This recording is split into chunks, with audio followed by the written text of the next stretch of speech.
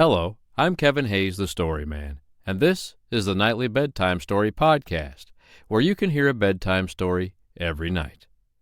Tonight's bedtime story is Puss-In-Boots, written by Charles Perrault. I hope you like it. Puss-in-Boots.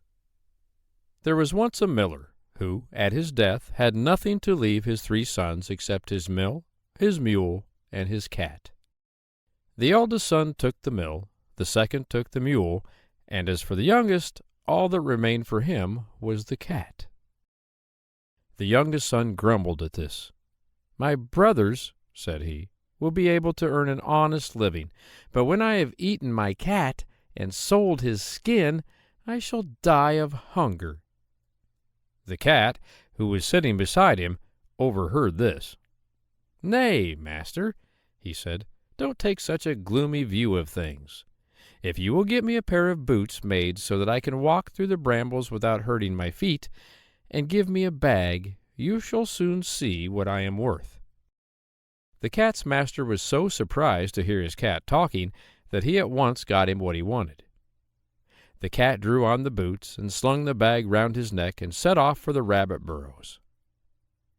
When he got there, he filled his bag with bran and lettuces, and stretching himself out beside it as if dead, waited until some young rabbit should be tempted into the bag. This happened very soon. A fat, thoughtless rabbit went in headlong, and the cat at once jumped up, pulled the strings, and killed him. Puss was very proud of his success, and, going to the king's palace, he asked to speak to the king. When he was shown into the king's presence, he bowed respectfully, and, laying the rabbit down before the throne, he said, "Sire, here is a rabbit, which my master, the Marquis of Carabas, desires me to present to your majesty."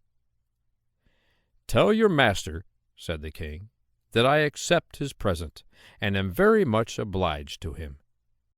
A few days later the cat went and hid himself in a cornfield, and laid his bag open as before. This time 2 splendid partridges were lured into the trap, and these also he took to the palace and presented to the king from the Marquis of Carabas. The king was very pleased with this gift, and ordered the messenger of the Marquis of Carabas to be handsomely rewarded. For 2 or 3 months the cat went on in this way, carrying game every day to the palace, and saying it was sent by the Marquis of Carabas. At last the cat happened to hear that the king was going to take a drive on the banks of the river with his daughter, the most beautiful princess in the world. He at once went to his master. "Master," said he, "if you follow my advice, your fortune will be made. Go and bathe in the river at a place I shall show you, and I will do the rest." "Very well," said the miller's son, and he did as the cat told him. When he was in the water, the cat took away his clothes and hid them, and then ran to the road, just as the king's coach went by, calling out as loudly as he could, "Help! Help! The Marquis of Carabas will be drowned!"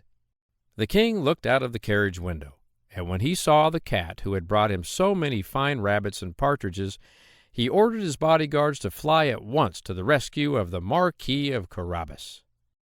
Then the cat came up to the carriage and told the king that while his master was bathing, some robbers had stolen all his clothes. The king immediately ordered one of his own magnificent suits of clothes to be taken to the Marquis. So when the miller's son appeared before the monarch and his daughter, he looked so handsome and was so splendidly attired that the princess fell in love with him on the spot. The king was so struck with his appearance that he insisted upon his getting into the carriage to take a drive with him. The cat, delighted with the way his plans were turning out, ran on before. He reached a meadow where some peasants were making hay. "Good people," he said, "if you do not tell the king when he comes this way that the meadow you are mowing belongs to the Marquis of Carabas, you shall all be chopped up into little bits." When the king came by, he stopped to ask the haymakers to whom the meadow belonged. "To the Marquis of Carabas, if it please your majesty," answered they, trembling, for the cat's threat had frightened them terribly. The cat, who continued to run before the carriage, now came to some reapers. "Good people," he said, If you do not tell the king that all this corn belongs to the Marquis of Carabas, you shall all be chopped into little pieces." The king again stopped to ask to whom the land belonged, and the reapers, obedient to the cat's command, answered, "To the Marquis of Carabas, please your majesty."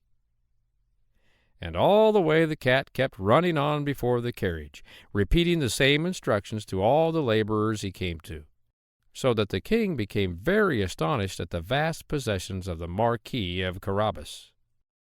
At last the cat arrived at a great castle, where a giant lived who was very rich, for all the lands through which the king had been riding were part of his estate. The cat knocked at the castle door and asked to see the giant. The giant received him very civilly and asked him what he wanted. "If you please, sir," said the cat, "I have heard that you have the power of changing yourself into any sort of animal you please, and I came to see if it could possibly be true." "So I have," replied the giant, and in a moment he turned himself into a lion. This gave the cat a great fright, and he scrambled up the curtains to the ceiling. "Indeed, sir," he said, "I am now quite convinced of your power to turn yourself into such a huge animal as a lion, but I do not suppose you can change yourself into a small one, such as a mouse, for instance." "Indeed I can," cried the giant indignantly, and in a moment the lion had vanished, while a little brown mouse frisked about the floor. In less than half a second the cat sprang down from the curtains and, pouncing upon the mouse, ate him all up before the giant had time to return to any other shape. And when the king arrived at the castle gates, there stood the cat upon the doorstep, bowing and saying, "Welcome to the castle of the Marquis of Carabas." The Marquis helped the king and the princess out of the carriage, and the cat led them into a great hall where a feast had been spread for the giant. The king was so delighted with the good looks, the charming manners, and the great wealth of the Marquis of Carabas that he said the Marquis must marry his daughter. The Marquis, of course, replied that he should be only too happy, and the very next day he and the princess were married. As for the cat, he was given the title of Puss-In-Boots, and ever after only caught mice for his own amusement. The End. I hope you liked tonight's bedtime story, Puss in Boots, written by Charles Perrault. Don't forget to follow and subscribe to the podcast so you can listen to a free bedtime story every night. I'm Kevin Hayes, the Storyman.